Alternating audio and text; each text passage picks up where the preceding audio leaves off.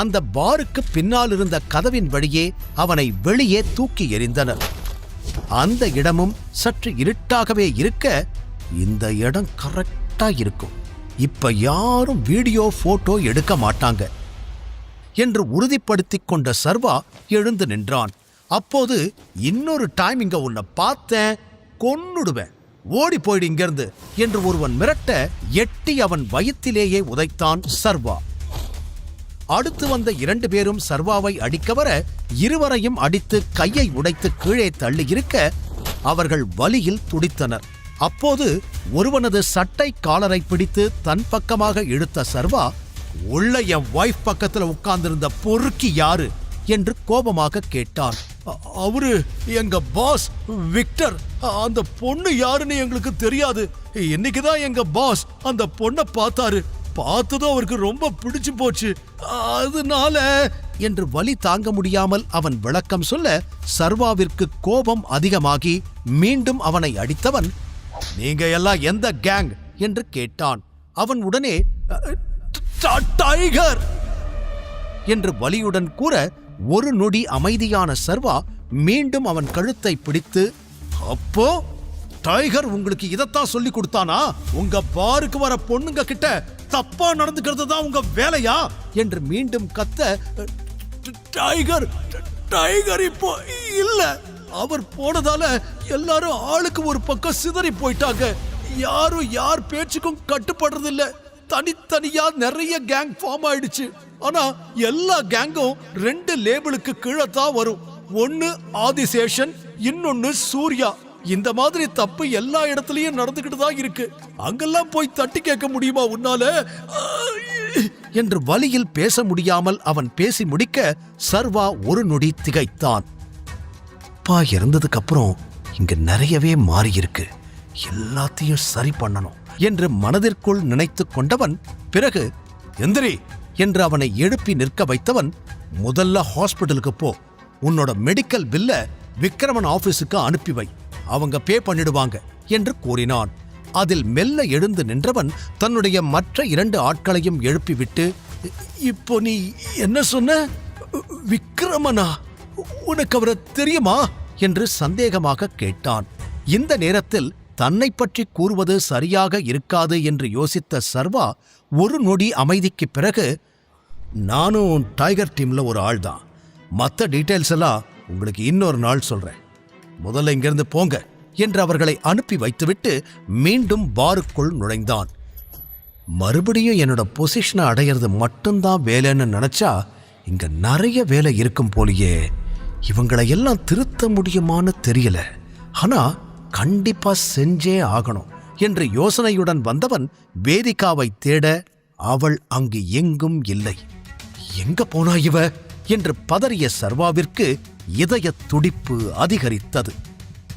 வேதிகா எங்க போனான்னு தெரியலையே என்று அந்த பார் முழுவதும் தேடியவன், சிறிது நேரத்திற்கு முன்னால் வேதிகாவிடம் வம்பு செய்து கொண்டிருந்த அந்த இளைஞன் ஒரு ஓரத்தில் விழுந்து கிடப்பதை பார்த்தான். இவன் என்ன இங்க படுத்திருக்கான் என்று வேகமாக அவன் அருகில் ஓடி அவனை நிமிர்த்தியவன், உன்கூட இருந்த பொண்ணு எங்க, அவளை என்ன பண்ண என்று கத்தினான். சர்வாவை பார்த்ததும் விக்டர் கடுப்பாகி அவனை அடிப்பதற்கு கையை ஓங்க, வேகமாக அதை பிடித்து வளைத்த சர்வா, ஒழுங்கா சொல்லு, அந்த பொண்ணு எங்க, இல்ல உன்னை கொன்னுடுவேன் என்று கேட்டு அவன் கழுத்தையும் பிடித்திருந்தான். ஏற்கனவே விழுந்து கிடந்த விக்டரால் சர்வாவை சமாளிக்க முடியவில்லை. அதனால் அவ பிரவீன் கூட போயிட்டா என்று சற்று தடுமாற்றத்துடன் கூறினான். அந்த பெயரை கேட்டதும் சர்வாவின் முகம் மாறியது. பலமுறை இந்த பெயரைத்தான் அம்பிகா வீட்டில் சொல்லிக் கொண்டே இருப்பார். ஆனால் அவன் வேதிகாவை பின்தொடர்ந்து இங்கு வரை வந்திருப்பான் என்பது சர்வா எதிர்பார்க்காத ஒன்று. மேலும் விழுந்து கிடக்கும் இவனுக்கு எப்படி பிரவீனை தெரியும் என்று கேள்வியும் வந்து போனது. அவங்க எங்க போனாங்க என்று கேட்டான். நான் இருக்கிற நிலைமைய பார்த்தா அவங்கிட்ட எங்க போறேன்னு அட்ரஸ் எல்லாம் கொடுத்துட்டு போன மாதிரி தெரியுதா? நானே அடி வாங்கி எழுந்திருக்க முடியாம கிடக்கிறேன் என்று கூறிய விக்டர் மெதுவாக எழுந்து டிஷ்யூ பேப்பரை எடுத்து தன் முகத்திலிருந்து வழிந்த ரத்தத்தை துடைத்தான். சர்வாவிற்கு ஒன்றுமே புரியவில்லை. வெளியில போயிட்டு வர கேப்புக்குள்ள ஒருத்தன் வந்து இவனை அடிச்சு போட்டுட்டு வேதிகாவை கூட்டிட்டு போயிட்டானா? என்று பல கேள்விகள் சர்வாவை சுற்றி வட்டமடிக்க எதற்கும் பதில்தான் தெரியவில்லை. சரி, இதுக்கு மேல இங்க இருக்கிறது சரி வராது என்று நினைத்தவன் பாரிலிருந்து வெளியே வந்து அவன் காரை நோக்கிச் செல்ல, சர்வா, நீ இங்க என்ன பண்ற என்று ஒரு பெண்ணின் குரல் கேட்டு திரும்பி பார்த்தான். அது வேறு யாரும் இல்லை, காமினிதான். சர்வா வருவான் என்று உள்ளேயே காத்துக் கொண்டிருந்தவள் அவனை தேடி இப்போது வெளியில் வந்துவிட்டாள். அவனை பார்த்ததும் அருகில் வந்து, என்ன சர்வா, உனக்காக எவ்வளோ நேரம் வெயிட் பண்ணிக்கிட்டு இருக்கோம்.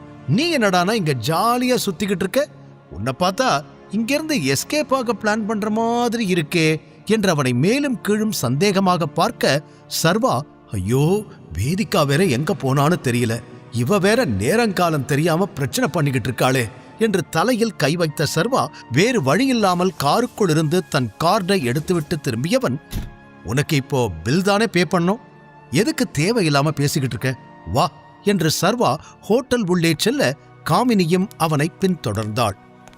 அங்கு ஏற்கனவே பில்லோடு வெயிட்டர் ஒருவர் காத்துக்கொண்டு இருக்க சர்வா வந்ததும் அவனிடம் பில்லை கொடுத்தார். அதில் 5 லட்சம் என்று இருந்தது. 5 lakhs-ஆ? 5 lakhs-க்கு இவங்க எல்லாரும் என்ன சாப்பிட்டாங்க என்று அவன் யோசித்து முடிப்பதற்குள் அவனது முக பாவனைகளை பார்த்து திருப்தி அடைந்த காமினி, என்னாச்சு சர்வா, பில் ரொம்ப அதிகமா இருக்கா, உன்னால இத கொடுக்க முடியாதா, உன் அக்கவுண்ட்ல 500 ரூபாய் கூட இருக்காதுன்னு நினைக்கிறேன் என்று கேள்விகளை அடுக்கிக் கொண்டே போக சர்வா பதில் சொல்வதற்குள், சர்வா, உனக்கு பிரச்சனை இல்லைன்னா நான் பே பண்றேன், இது ஒன்றும் எனக்கு பெரிய அமௌண்ட் கிடையாது, நீ பயப்படாத என்று கிருத்திக் மீண்டும் தனது பெருந்தன்மையை பரப்பினான். அதில் அவன் முகத்தில் வேறு ஒரு கர்வச் சிரிப்பும் குடிகொண்டிருந்தது. அந்த சிரிப்பை பார்த்ததும் சர்வாவிற்கு கோபம் வர தனது பாக்கெட்டிலிருந்து கார்டை எடுத்தவன் அந்த வெயிட்டரிடம் கொடுத்தான். அந்த கார்டை பார்த்த காமினி அதிர்ச்சியடைந்து, பிளாக் கார்டா, உன்கிட்டயா, இதை எங்கிருந்து வாங்கின, உனக்கு எப்படி இது கிடைச்சது என்று வேக வேகமாக பல கேள்விகள் கேட்டவள் அது உண்மையான பிளாக் கார்டா இல்லை ஏதேனும் டம்மியா என்பதை ஆராய ஆரம்பித்தாள். அதில் சர்வேஸ்வர ராஜன் என்று பெயர் தெளிவாக எழுதியிருக்க, இது என்னது, சர்வேஸ்வர ராஜன் இருக்கு, உன் பேரு சர்வேஸ்வரன் தானே சர்வா, ஏதாவது சீட்டிங் பண்ணிக்கிட்டு இருக்கியா என்று அந்த கார்டை வாங்கி திருப்பி திருப்பி பார்த்தபடி கேட்டாள் காமினி.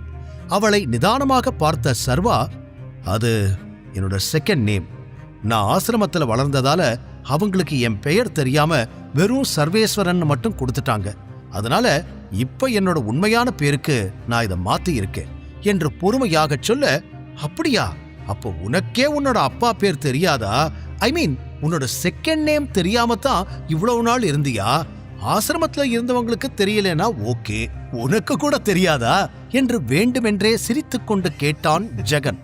அதை கேட்டு சர்வாவிற்கு கோபம் உச்சிக்கே செல்ல ஜெகனை பார்த்து ஒரு முறை முறைத்தான்.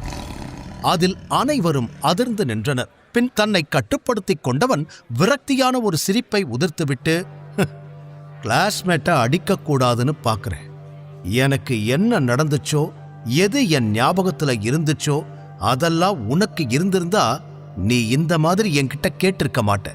இட்ஸ் ஓகே, உங்களுக்கு விளக்கம் சொல்ற நிலைமையில நான் இல்ல, நான் இப்ப கிளம்பணும், பில்லை செட்டில் பண்ணிட்டு என் கார்டை கொடுங்க என்று கைகளை கட்டிக்கொண்டு நிற்க அடுத்த நொடி அந்த வெயிட்டர் அதற்கான வேலைகளை முடித்துவிட்டு கார்டை அவனிடம் திருப்பிக் கொடுத்தார்.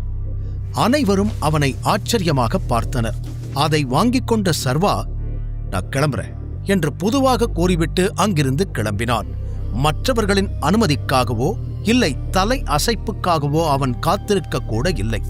இப்போது அவன் நினைவு முழுவதும் வேதிகா மீதுதான் இருந்தது. கார் அருகில் வந்ததும் மீண்டும் அவளை நினைத்து கவலைப்பட ஆரம்பித்தான். பின் வேதிகாவின் கார் அங்கு இருக்கிறதா என்று தேட அதுவும் இல்லை. அப்படின்னா அவ வீட்டுக்கு போயிருக்கணும், நாமளும் எதுக்கும் வீட்டுக்கு போய் பார்ப்போம் என்று இறுதியாக ஒரு முடிவெடுத்து வேதிகாவின் வீட்டிற்கு கிளம்பினான். வீட்டிற்குள் நுழைந்ததும் பார்க்கிங் ஏரியாவில் ஒரு நீல நிற லக்ஸுரி கார் இருப்பதை பார்த்தான். யாரோ இங்க வந்திருக்காங்க என்று நினைத்துக் கொண்டவன் சுற்றி பார்க்க அங்கு வேதிகாவின் காரும் இருந்தது. வீட்டுக்கு வந்துட்டா போல, நான் தான் தேவையில்லாம பயந்துட்டேனோ என்று ஒவ்வொன்றாக யோசனை செய்தவன் வீட்டிற்குள் நுழைந்த நேரம் அங்கு ஒரு வித்தியாசமான வாசனை வீசியது. இந்த வீட்ல இந்த பெர்ஃப்யூம் யாரும் யூஸ் பண்ண மாட்டாங்களே என மனதிற்குள் எண்ணியபடி அவன் உள்ளே வந்து சேர்ந்த நேரம், ரொம்ப தேங்க்ஸ் பிரவீன், நீ மட்டும் இல்லைனா இன்னைக்கு என்ன நடந்திருக்கும்னு எங்களால யோசிச்சு கூட பார்க்க முடியல. உனக்கு எப்படி நன்றி சொல்றதுன்னு கூட எங்களுக்கு தெரியல என்று குணசேகரன் குரல் கேட்டது. சர்வாவிற்கு வெளியிலிருந்து அவர் யாரிடம் பேசுகிறார் என்பதை பார்க்க முடியவில்லை. மொத்தமாக உள்ளே வந்த பிறகுதான் குணசேகரன் மற்றும் அம்பிகா இருவரும் ஒரு இளைஞனிடம் பேசிக் கொண்டிருப்பதை அவன் கவனித்தான். அதிலும் அம்பிகா முகத்திலிருந்த பிரகாசத்தை வைத்து அவருக்கு அவனை மிகவும் பிடித்திருக்கிறது என்பதும் தெரிந்தது. ஓகே அங்கிள், ஆண்டி, நான் கிளம்பணும், லேட் ஆயிடுச்சு. நீங்க எனக்கு மறுபடியும் தேங்க்ஸ் சொல்ல வேண்டிய அவசியம் இல்லை என்று கூறி அங்கிருந்து எழுந்து நின்றான். அப்போதுதான் சர்வா அவனை கவனித்தான். அவன் சர்வாவை விட ஹைட்டாகவும் கொஞ்சம் அழகாகவும் இருந்தான். நேர்த்தியான உடை, நாகரீகமான பேச்சு என்று பார்க்கவே பணக்கார தோரணையில் இருந்தான். அப்போது உள்ளே வந்த சர்வாவை அம்பிகா பார்த்தார். அவனை பார்த்ததும் பாகற்காய் கடித்தது போல அடுத்த நொடியே அவர் முகம் மாறிப்போனது. இவ்வளோ நேரம் 1000 வாட்ஸ் பல்பு மாதிரி இருந்தாங்க, என்ன பார்த்ததும் ஃபியூஸை புடுங்கின பல்பு மாதிரி ஆயிடுச்சு மூஞ்சு என்று நினைத்த சர்வா எதுவுமே பேசவில்லை. வாப்பா, வந்துட்டியா? நீ நல்லா ஊர் சுத்திக்கிட்டு இருக்கிற நேரம் என் பொண்ணு எவ்வளோ பெரிய பிரச்சனையில மாட்டியிருக்கா. நீ அவளுக்கு ஹெல்ப் பண்ணாம பயந்து ஓடி இருக்க. ஆனா ரவுடி கிட்ட இருந்து என் பொண்ணை பிரவீன் தான் காப்பாத்தி கூட்டிட்டு வந்திருக்கான் என்று அந்த பிரவீனை பெருமையாக கூறினார் அம்பிகா. சர்வாவிற்கு விஷயம் புரிய ஆரம்பித்தது. பிரவீனை மேலும் கீழும் பார்த்தபடி, இவன் உங்க பொண்ண காப்பாத்துனானா, எப்படி என்று கேட்டான்.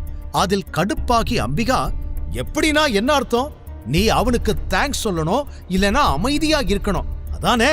உன்கிட்ட அதெல்லாம் எதிர்பார்க்க முடியுமா என்று அம்பிகா பேசிக்கொண்டே போக சர்வாவிற்கு என்னவோ போல் ஆனது. அவன்தான் அடியாட்களோடு சண்டையிட்டு வேதிகாவை காப்பாற்றினான். ஆனால் மிகவும் சுலபமாக பிரவீன் அதற்கான கிரெடிட்ஸ் அனைத்தையும் எடுத்துக்கொள்வது போல தோன்றியது. சர்வா பதில் பேசுவதற்குள், அப்புறம் இவர்தான் இந்த வீட்டோட மாப்பிளையாக போறாரு, புரியுதா என்று அம்பிகா கூற, மாப்பிளையா? முழு கதையையும் கேட்டு மகிழ பாக்கெட் FM ஆப்பை டவுன்லோட் செய்யுங்கள். லிங்க் டிஸ்கிரிப்ஷனில் கொடுக்கப்பட்டுள்ளது.